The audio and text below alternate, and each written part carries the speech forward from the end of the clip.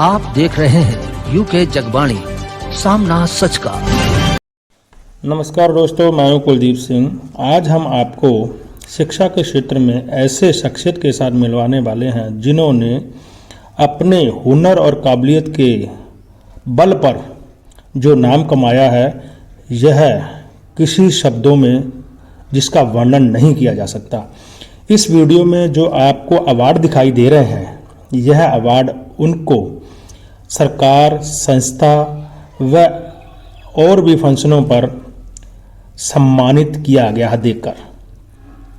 जी हाँ, हमारे चैनल ने उनसे उनके आवास पहुंचकर वार्ता की और वार्ता में उन्होंने हमें शिक्षा के क्षेत्र में क्या क्या सुझाव दिए, ये तो हम आपको उनके साथ मिलवाएंगे भी और उनकी जुबानी ये सब चीज़ें आपको सुनने को भी मिलेंगी। साथ ही मैं आपको ये बताना चाहता हूँ, यह शख्स देहरादून के रहने वाले हैं। इनका नाम सुनील अग्रवाल है। अगर बात करें शिक्षा के क्षेत्र की, तो सरकारी स्कूलों की हमारे देश में, हमारे भारत में क्या हालत है, यह आप तो बेखूबी जानते हैं। आज प्राइवेट स्कूलों ने सरकारी स्कूलों की क्या हालत कर दी है, यह किसी को कोई बताने की ज़रूरत नहीं है। लेकिन शिक्षा के क्षेत्र में जितने भी सम्मानित लोग काम कर रहे हैं, वो सरकार से जो मांगे कर रहे हैं, वो कहाँ तक जायज़ है, यह भी ज़रूरी है जानना। हम पहुँचे हैं अपनी टीम के साथ उनके निवास पर और हम शिक्षा के क्षेत्र में उनका क्या योगदान है और क्या मांगे हैं, आइए जानते हैं उनकी जुबानी। शिक्षा जगत में ऐसी क्या संभावनाएं हैं जिससे उत्तराखंड में शिक्षा का स्तर और ऊंचा किया जाए? देखिए, उत्तराखंड राज्य में शिक्षा बहुत आवश्यक इसलिए भी है कि उत्तराखंड में उद्योग धंधे बहुत ज़्यादा नहीं हैं, इसलिए सबकी पहली प्राथमिकता शिक्षा प्राप्त करने की होती है। पिछले कोरोना काल में सबसे ज़्यादा नुकसान अगर किसी चीज़ को हुआ तो शिक्षा क्षेत्र को हुआ है।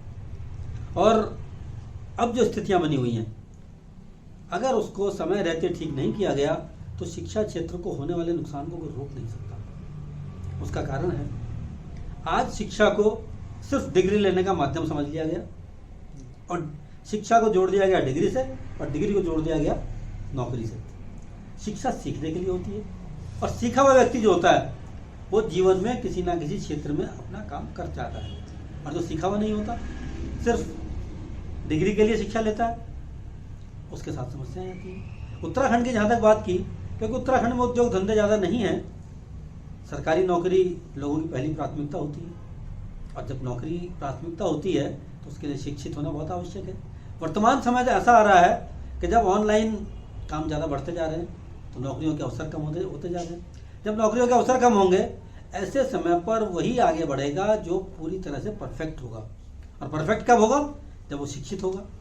शिक्षित मतलब सीखा हुआ। उत्तराखंड, क्योंकि अभी ये समझिए कि राज्य बनने के बाद तो उद्योग धंधे हुए भी हैं, पहले दिन कुछ भी नहीं थे। ऐसी स्थिति में आगे बढ़ने के लिए आपने देखा होगा कि उत्तराखंड के लोग देश के विभिन्न क्षेत्रों में, विभिन्न संस्थाओं में बहुत उच्च स्तर पर है। और वो इसीलिए उच्च स्तर पर है कि शिक्षा को यहाँ पर हमेशा महत्व दिया गया।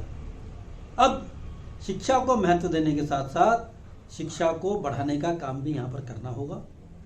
अभी हमारे प्रदेश में क्या, पूरे देश में देख लो, जो सरकारी स्कूल हैं उनकी स्थितियाँ बहुत अच्छी नहीं हैं। जबकि वहाँ पर जो टीचर होता है उसको सैलरी बहुत अच्छी मिलती है। सैलरी अच्छी मिलती है, लेकिन उसके बाद भी उसमें स्टूडेंट नहीं है।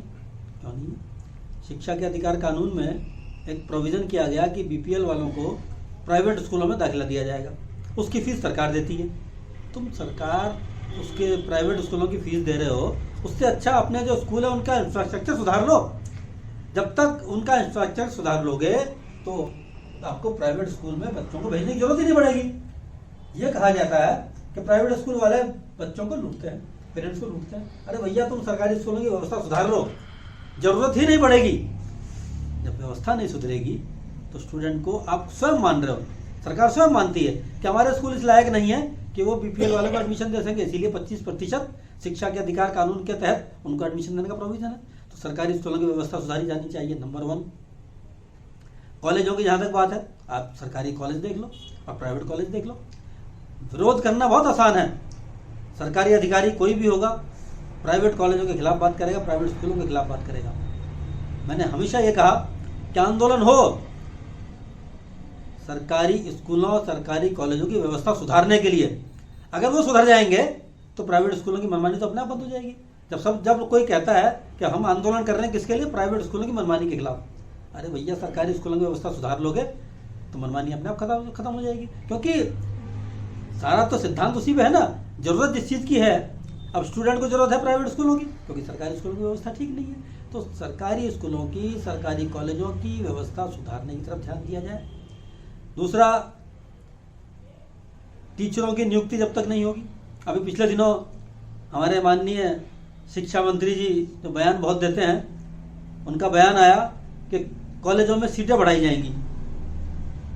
सीटें तो तब बढ़ेंगी जब टीचरों की संख्या होगी, क्योंकि सीधा सिद्धांत है कि टीचर्स की और उसके स्टूडेंट का एक अनुपात होता है, उसी अनुपात में आप स्टूडेंट ले सकते हैं। टीचरों की संख्या बढ़ाओगे नहीं, कॉलेजों की बिल्डिंग ठीक नहीं करोगे और फिर सिर्फ लोगों को बेवकूफ़ बनाने के लिए बयान दे दिया जाएगा कि सीटों की संख्या बढ़ाई जाएगी, तो इससे भला नहीं होने वाला।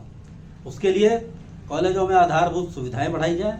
आधारभूत सुविधाएं बढ़ाने के बाद उसमें जितनी सैलरी आज है इतनी कमी नहीं थी। तो क्या कारण है कि अच्छी सैलरी के बावजूद सरकारी स्कूलों में छात्र संख्या कम है? क्योंकि आप उस तरफ ध्यान ही नहीं दे रहे। ध्यान जब तक उसकी तरफ ध्यान नहीं दिया जाएगा तब तक सिर्फ ये कहना बयान बयान बयान, कुछ नहीं होने वाला। अच्छा, सबसे बड़ा सवाल ये है कि सरकार हर विभाग को प्राइवेट सेक्टर में देना चाहती है। आपने सवाल किया है कि सरकारी स्कूलों की जो उनमें व्यवस्था अच्छी की जाए, उनमें सुधार किया जाए, इस पर क्या कहना चाहते हैं? देखिए क्या है, शिक्षा देना सरकार का कर्तव्य भी है। हमारे संविधान में शिक्षा को मौलिक अधिकार में शामिल किया गया है, इसलिए ये सरकार का काम है शिक्षा देना। सरकार शिक्षा नहीं दे पाई थी, इसीलिए प्राइवेट स्कूलों की संख्या बढ़ी है। और मैं ये नहीं कह रहा हूँ कि प्राइवेट स्कूल बंद होने चाहिए, मेरा मतलब सिर्फ ये है कि जो अच्छी ज़्यादा फीस नहीं दे सकता उसकी व्यवस्था सरकार को करनी चाहिए। उसके लिए सरकारी स्कूलों की व्यवस्था सुधारी जाए। यही तो मैंने कहा कि जब प्राइवेट स्कूलों में 25% BPL को एडमिशन देने की बात की गई और उसकी फीस सरकार दे रही है, तो वहाँ भेजने के बजाय आप उनको अपने सरकारी स्कूलों में क्यों नहीं एडमिशन देते, जब वहाँ पे अच्छी सैलरी दे रहे हैं। और वो सैलरी सरकार नहीं दे रही है, जनता के पैसे से, टैक्स के पैसे से वो सैलरी उनको मिलती है। जनता के पैसे का दुरुपयोग क्यों कर रहे हो भाई? अब उसमें स्टूडेंट की संख्या क्यों नहीं बढ़ाई जाती? लेकिन हमारा सवाल आपसे यही है कि जो सरकार का एजेंडा है वो हर विभाग को प्राइवेट सेक्टर में देना चाह रही है। ठीक है, आपकी जो मतलब सवाल है वो ये है कि सरकारी स्कूलों को कामयाब किया जाए, ये रणनीति कैसे बनेगी, ये बैलेंस कैसे बनेगा? गरीब का जो बच्चा है वो कैसे प्राइवेट स्कूलों में शिक्षा प्राप्त कर पाएगा या वंचित रह जाएगा? यही मेरा कहना है। देखिए, प्राइवेट स्कूल जो भी होगा, वो स्कूल जो बनाएगा वो सिर्फ शिक्षा देने के लिए नहीं बना रहा स्कूल, उसने उसका खर्चा भी वसूल करना है। लेकिन सरकारी स्कूल जो है उसमें तो जनता के टैक्स के पैसे से स्कूल बने हुए हैं, सैलरी जनता के टैक्स के पैसे से मिल रही है। तो जो ज़्यादा फीस नहीं दे सकता उसकी व्यवस्था करना सरकार का काम है। शिक्षा देना, जैसे रोजगार भी सरकार का काम था देना। अब आपने कहा सब चीज़ प्राइवेट में दी जा रही है, और प्राइवेट में जब सब चीज़ दी जा रही है तो सरकार का जो काम था रोजगार देना वो भी समाप्त होता जा रहा है। कल्याणकारी राज्य घोषित किया गया था हमारे देश को संविधान में, और कल्याणकारी राज्य का काम शिक्षा देना भी है, स्वास्थ्य का ध्यान रखना भी है और रोजगार देना भी है। और बहुत बड़ी समस्या ये है हमारे देश में कि शिक्षा और स्वास्थ्य को किसी प्रायोरिटी में रखा ही नहीं गया। स्वास्थ्य तो प्रायोरिटी में आया जब कोरोना जैसा महामारी आ गई। शिक्षा और स्वास्थ्य को प्रायोरिटी में जब तक नहीं रखा जाएगा तब तक देश के बहुत बड़े विकास की बात करना बेमानी होता है। इसलिए समाज को आगे बढ़ाने के लिए, देश को आगे बढ़ाने के लिए शिक्षा और स्वास्थ्य को ध्यान देना बहुत आवश्यक है। और इसमें सरकार का रोल छोटा नहीं है, सरकार का महत्वपूर्ण रोल होता है। प्राइवेट आदमी का रोल तो उसके बाद है, पहला काम सरकार का है, जिसको जो जनता के टैक्स के पैसे से चल रही है, जो जनता के टैक्स के पैसे से जिनके अधिकारी ऐश करते हैं, जिनको जनता के टैक्स से सैलरी मिलती है, और उसके बाद जनता के कामों के ऊपर वो अधिकारीपूर्ण रवैया रखते हैं, जबकि अधिकारी वाला रवैया नहीं होना चाहिए उनका काम जनता को सुविधाएं मुहैया करवाना है, जनता के लिए काम करना है। संविधान दिवस